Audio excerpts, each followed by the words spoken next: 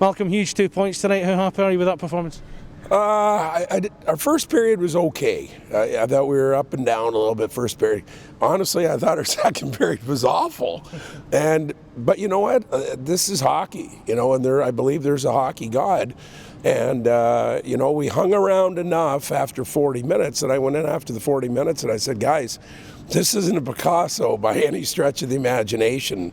But you know what? We got 20 minutes. You win a period, you win the hockey game. And you're going home with something. And we responded. I mean, it was not even close, our third period, to either of our first two periods. We've had games where we played 40 minutes and lost. And it all evens out in the end.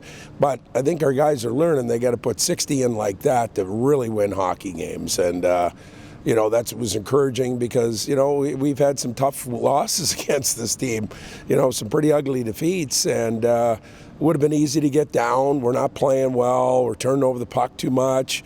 Yeah, we're having trouble scoring, and then all of a sudden, the guys had some resilience in the locker room, and I like the way they responded. A lot of character in that.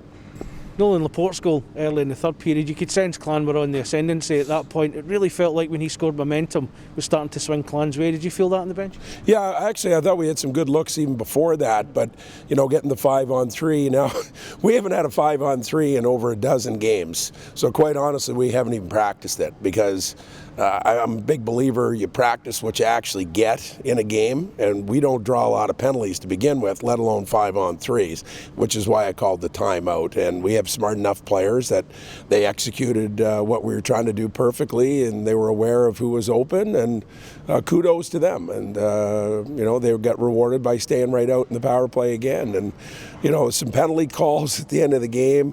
The interference on Southern was a pick. I mean, it's a plain and simple pick. He's standing still and gets run into, and we end up in the box. It's those are tough, and at the end of the game, it's a smart team. I mean, they're good on the power play. They know that. They draw us into a 4-on-4 situation so they can pull the goalie and make it a 5-on-4, which is a lot easier to score than a 6-on-5. So, we were able to weather all this controversy and find a way and score an empty netter at the end.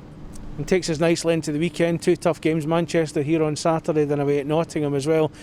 The mood in the room must be much better than it was on Friday when we last spoke here. Yeah, it's definitely better. I mean, it's only the second time all year we've won back-to-back games. So, yeah, for sure it's a much more positive. But, we got to have short memories. Right now we got to turn the page against our successes, not ride too high. That's the danger sometimes with a team like ours is we get really excited, and then it's tough to keep that high emotion all the time. Because it's just hard. It's hard to be super emotional that leads to wins and things like that. That's why you can't let your highs get too high and your lows get too low. You have a nice, even keel attitude where everything's all business all the time. Thanks very much, Malcolm. Well done. Thank you.